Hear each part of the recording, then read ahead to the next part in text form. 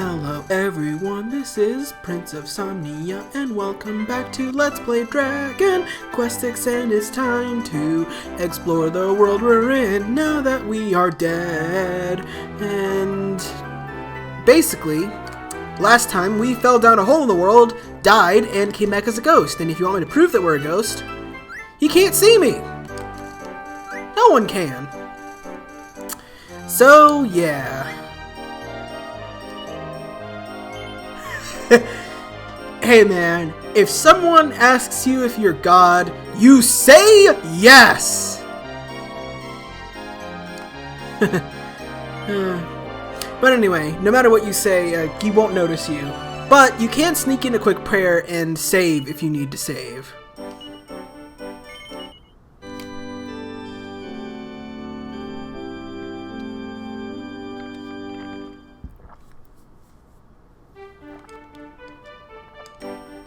Just a fun, cute little interaction you can have over there.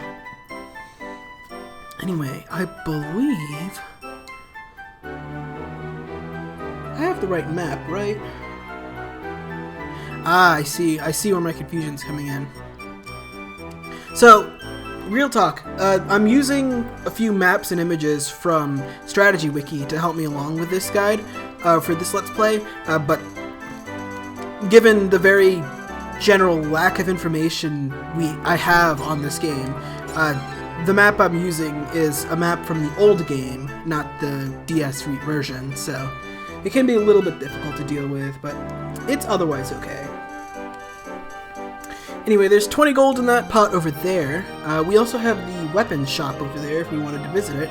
Let's head inside this house to collect some more stuff. Ooh, this is a nice looking house.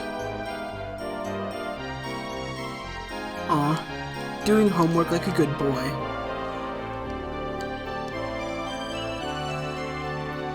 Oh, and more of a Slime's story, huh? Or the start of the Slime's story.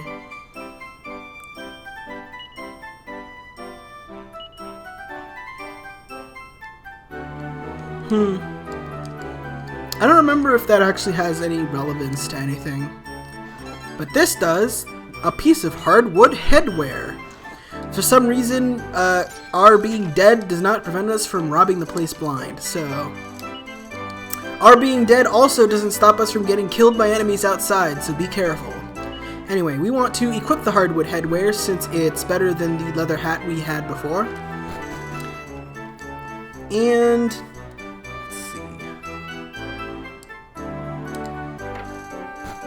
let's visit this house a little bit and take their clothes, because why not? We can at least sell those later.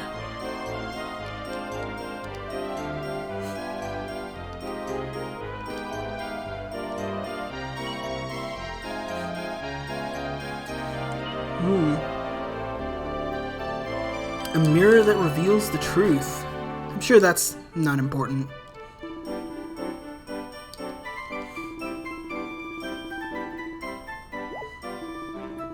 Wow.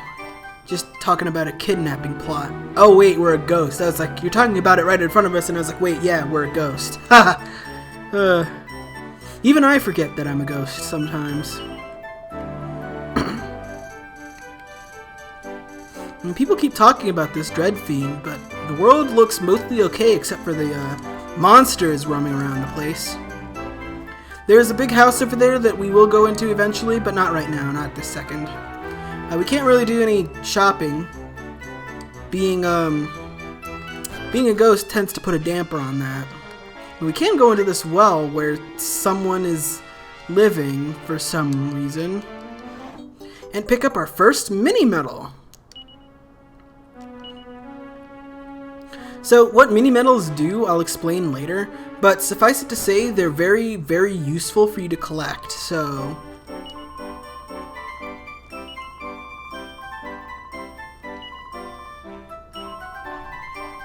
oh.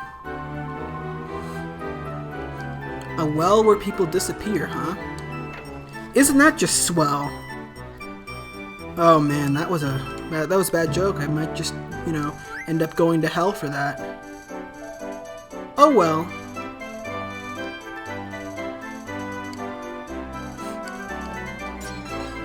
Ooh, a seed of life. Ooh, a seed of life. Actually, we really want to use that. I've been avoiding using the seeds of agility for a very specific reason. I'll explain a little bit more later. Wow! What luck. That's really, really good.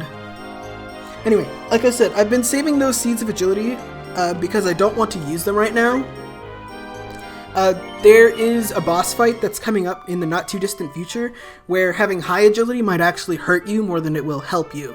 So I recommend keeping a hold on those seeds for after that boss fight, since after then it'll be a little bit more useful to use them.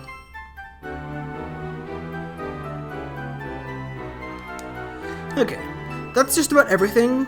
You want to focus on at least getting the hardwood headwear and the mini metal, if nothing else. In order to progress with the plot, we want to head in here.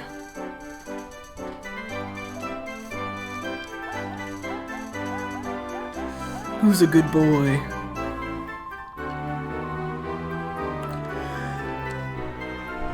Oh, who's a good puppy?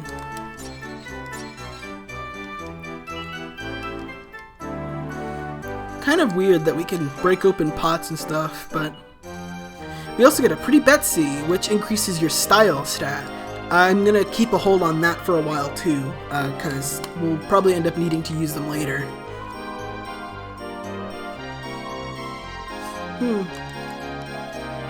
Apparently the dog can see us. But anyway, as those kids were saying, there's a dream well up to the north that people disappear into and never come back. Why don't we go check that out? That sounds kind of interesting, and there's literally nothing else for us to do in this town anyway, so... Okay, press the Y button, and there's that little hut over there. Must be where the dream well is. And we have new world map music down here, too. But the same old Batatouilles. Like I said before, just because we're invisible doesn't mean the well, okay, they did no damage to us, but they can still kill us in theory.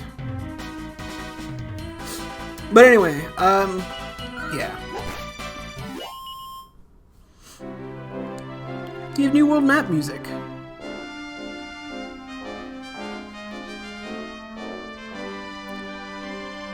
Just a tad bit livelier than the other music, huh? What does this sign say? Caution! The well inside this hut is hazardous. Do not approach. Well, I'm already dead, so like, what's the worst that can happen?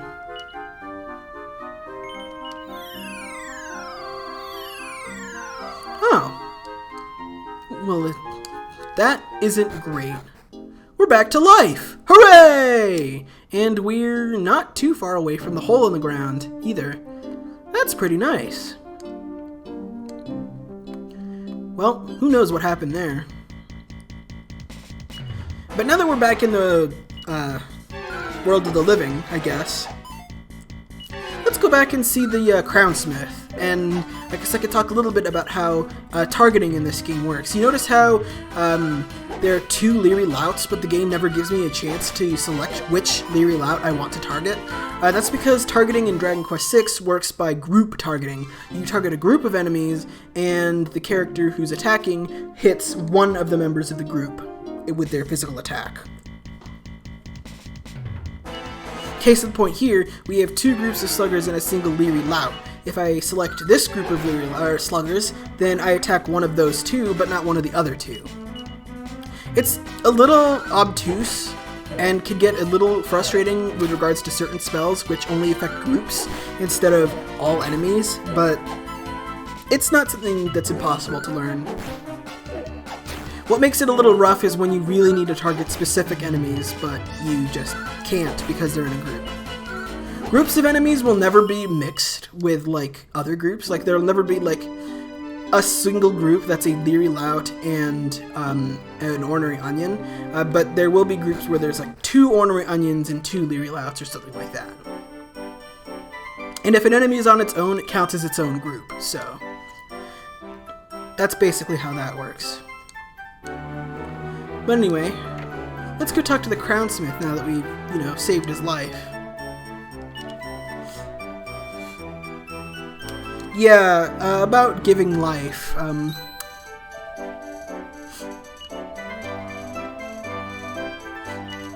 You know, I thought I died for a minute there, but then I jumped down a well and came right back to life. Feels pretty nice, huh?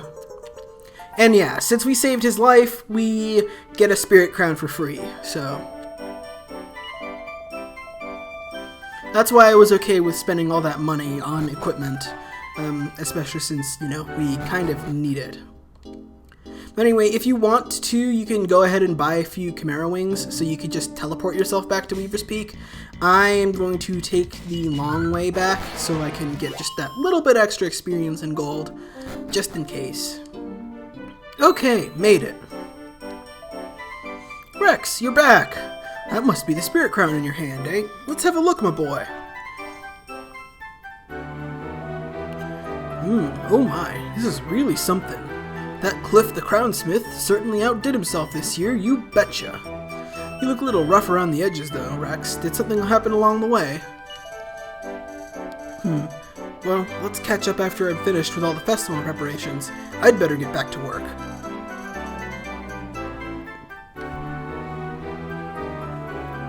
Alright, we made it back, safe and sound, and definitely not dead, and nothing too weird happened, you know, aside from the whole falling through a hole in the world bit, but I'm sure that happens to everyone, you know?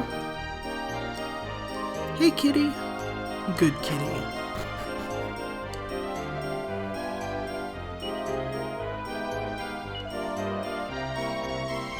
Yeah, sure, let's take a little rest. And get led to our bed for some reason? I don't know why. Apparently we really do sleep with our swords strapped to our back.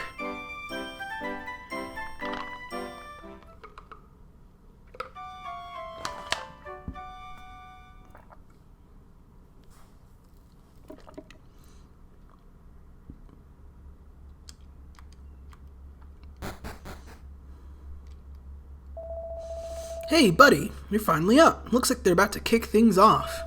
Let's head over.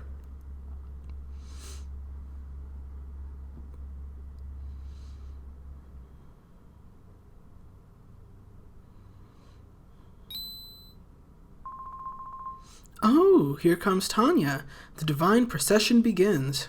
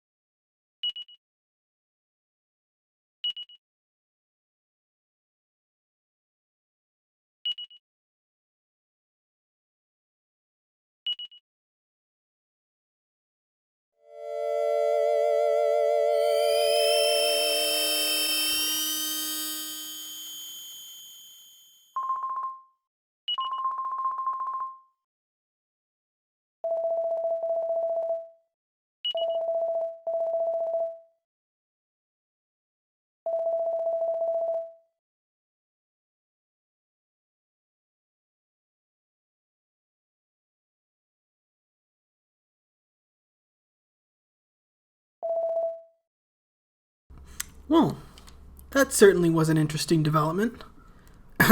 Order, please. Quiet. As I was saying, what was I saying? Tanya, oh, divine messenger, thank you for your offering. Yes, Father. I'd better go. Something's making me wonder if the dream we had at the beginning of the game was really a dream after all. Now where was I? Ah, yes. This marks the end of our Mountain Spirit's divine ceremony. The Fortune Festival is officially underway. Enjoy the evening's festivities, folks.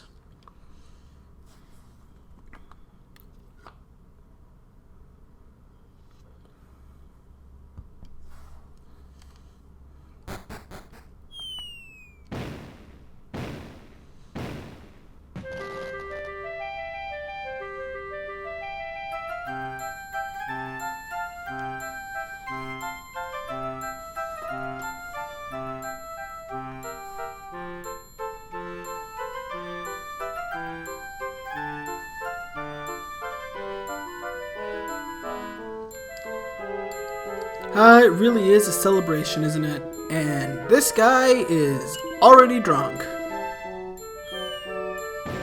Amazing.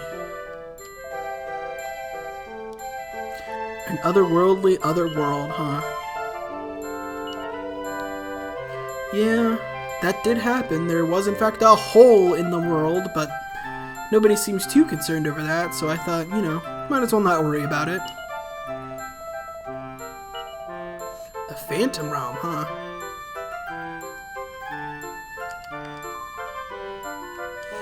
Guess we can join in the dance if we really wanted to, but it looks like they're a little full up on participants.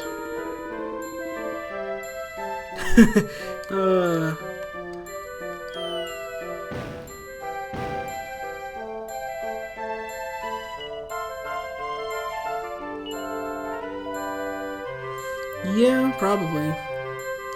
That's where the plot wants us to go, but I figured I'd take a little time and talk to a few people and enjoy the music here a little bit, because it's a very, very nice track. Let's see. Ooh, what are these two up to? The good part. So, have you thought it over? Us getting hitched and all? I'm sorry, I'm not ready.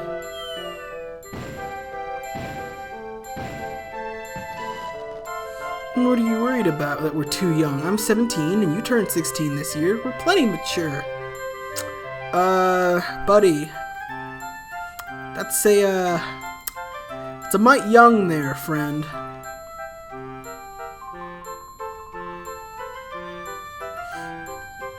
It's not that, buddy. I don't know. It's like I don't know who I am anymore. What are you saying, Tanya? What's not to know about yourself? I'm sorry, I just don't know. I don't know about the world, I don't know about myself. I need more time to figure stuff out, okay? I have to go.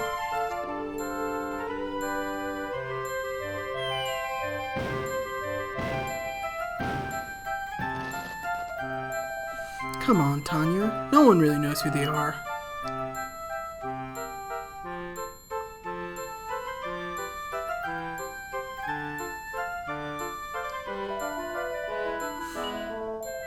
Yeah, well, these things, they happen sometimes. Sometimes you're just not ready. I can say for sure I know the feeling, because, damn. Is that guy vomiting in the... Oh, okay, no, he was just... he was just moving around there. He looked like he was, blowing chunks.